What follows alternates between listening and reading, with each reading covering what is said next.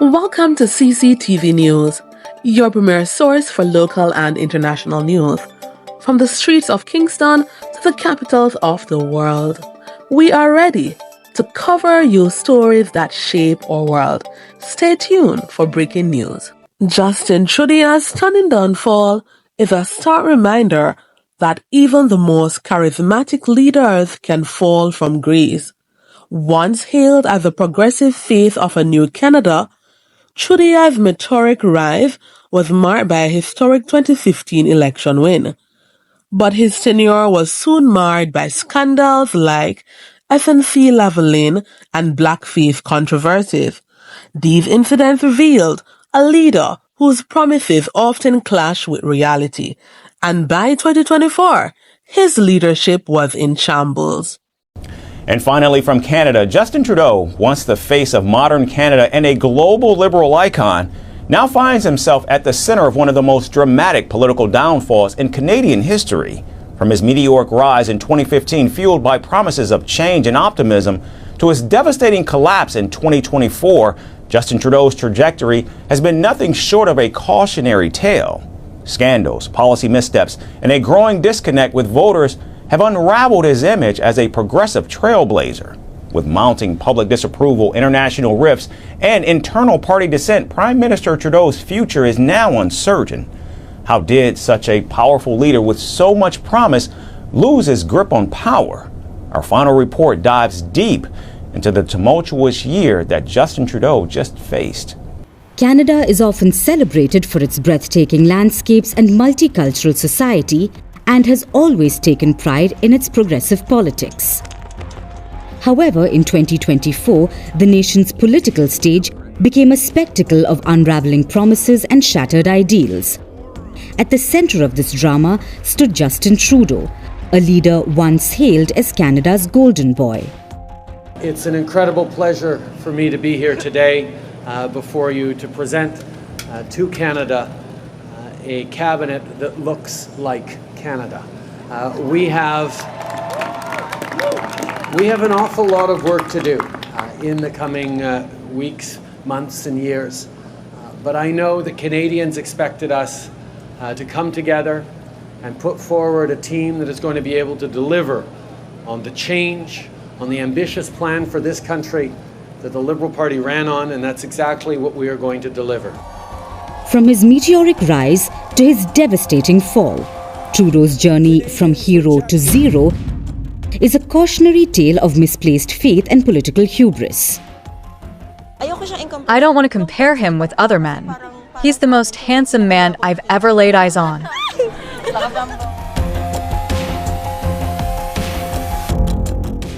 Trudeau began the year under fire for a luxurious Jamaican vacation. Reports revealed that he stayed at a $9,300 per night villa owned by a wealthy family friend. Opposition leaders slammed him, with Michael Barrett calling it a free vacation from a Trudeau Foundation donor. However, Trudeau defended the $162,000 trip and accused Conservatives of struggling with the concept of friendship. My father was godfather to one of their kids. Their father was godfather to one of my brothers. This is 50 years of friendship. But, of course, we worked with the ethics commissioner to make sure all the rules were followed.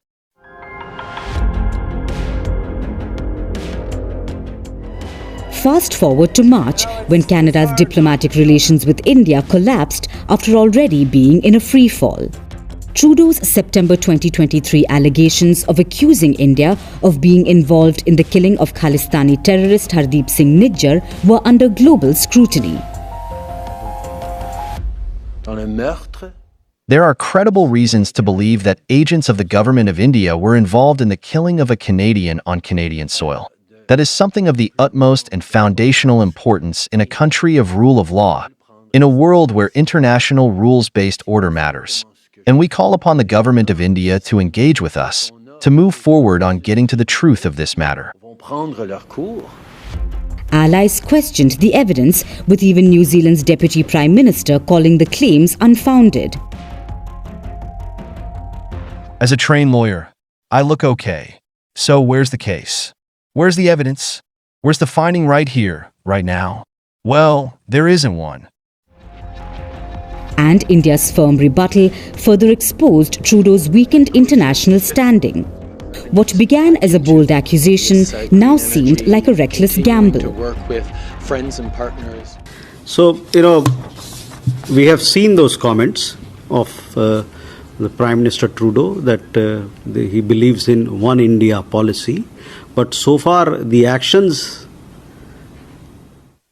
that we have requested against anti-India elements who actually go against one India, who call for dismemberment and disunity of the country, who espouse separatist ideology, no action has been taken. So, in a sense, there is a difference. There is a gap between action and words here.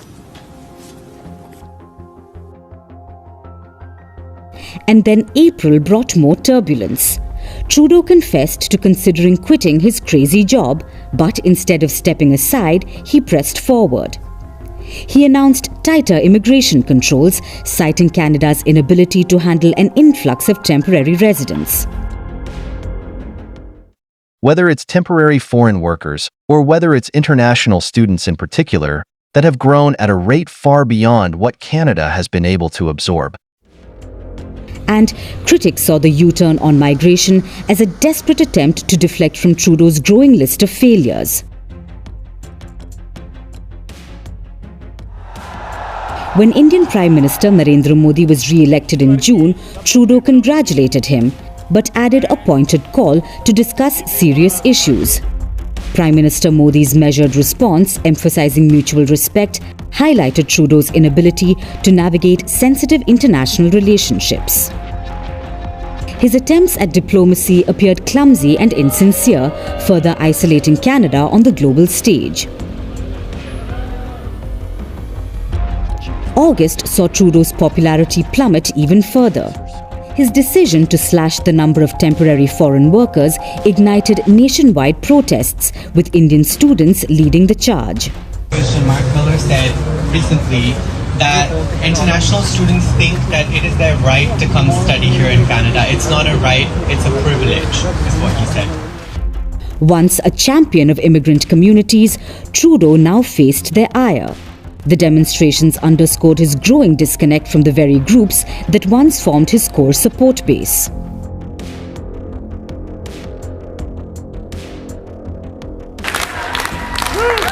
September delivered a blow to Trudeau's government. Jagmeet Singh's New Democratic Party withdrew its support, accusing the Liberals of betraying voters. Corporate interests do more. The supply and confidence agreement with Justin Trudeau. Today, I notified the Prime Minister that I've ripped up the supply and confidence agreement. Canadians are fighting a battle for the future of the middle class. Justin Trudeau has proven again and again he will always cave to corporate greed. The fact is, the Liberals are too weak, too selfish, and too beholden to corporate interests to fight for people. They cannot be the change. They cannot restore the hope. They cannot stop the Conservatives. The move triggered a no-confidence vote, and Trudeau's leadership teetered on the brink. Whispers of dissent within his own party grew louder, with calls for his resignation gaining momentum. The message that I've been getting loud and clear, and more strongly as time goes by, is that it is time for Trudeau to go. And I agree.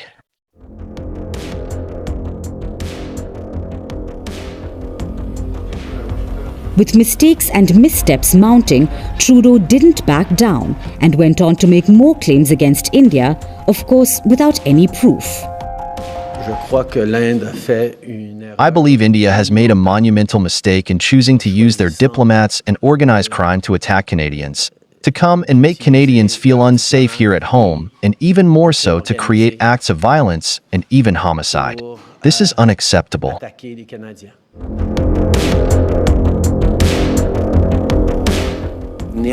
And then came the month of realization. With a baggage of mistakes and in a bid to quell criticism, Trudeau acknowledged the presence of Khalistani sympathizers in Canada, but insisted they didn't represent the Sikh community as a whole. Prime Minister, Speaker, since I just answered that question in French, allow me instead to take a moment to condemn unequivocally the violence we've seen in South Asian communities across the country over the past few nights. Let me be very, very clear. The individuals who are inciting violence and division and hatred in no way represent either the Sikh community or the Hindu community in Canada. At a time of Diwali, Bandi Chor Divas, we're seeing communities come together to celebrate their diversity and their strength. We will continue to stand for the unity of Canadians.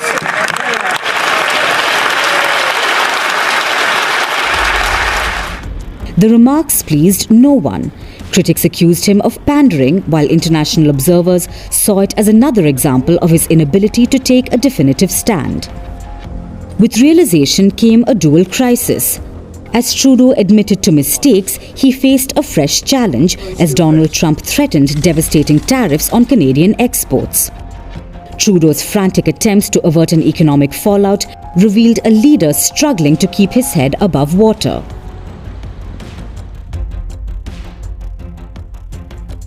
As 2024 drew to a close, Trudeau's political unraveling was complete. Deputy Prime Minister Chrystia Freeland resigned, citing irreconcilable differences.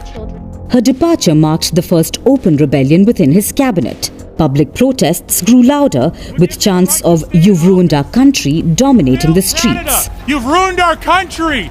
You're done! Walk away! You don't have an ounce of your father's integrity! At least he walked in the snow! Playing on the same notes, even the opposition didn't hold back. In its closing question period before a month-long winter break, the House of Commons reverberated with discord as Trudeau's political opponents lambasted the Prime Minister for the recent upheaval and for posting a $62 billion deficit for the year. People are right to be angry. They've got a Prime Minister who's more interested in protecting his own job than defending Canadians against Trump. We've got a Prime Minister who's failed to defend workers from rich CEOs like the Conservatives love, who continue to rip off Canadians and drive up the cost of food and homes. The Prime Minister has failed. For New Democrats, it's always workers first and not CEOs. And not CEOs who the Conservatives want to defend. So will the Prime Minister acknowledge he has failed? He has to quit.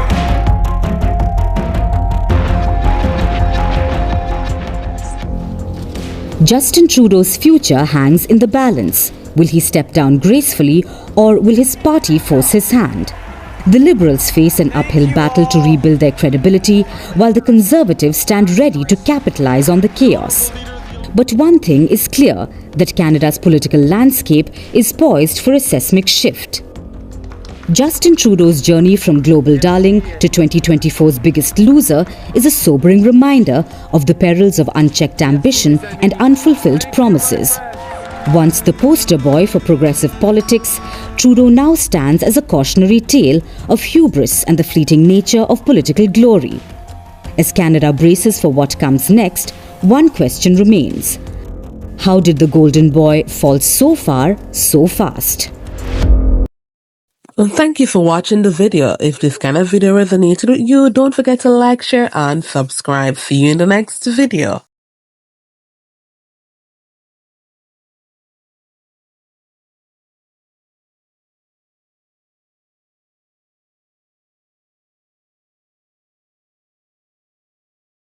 Thank you for watching. If this kind of video resonated with you, don't forget to like, share, and subscribe. See you in the next video.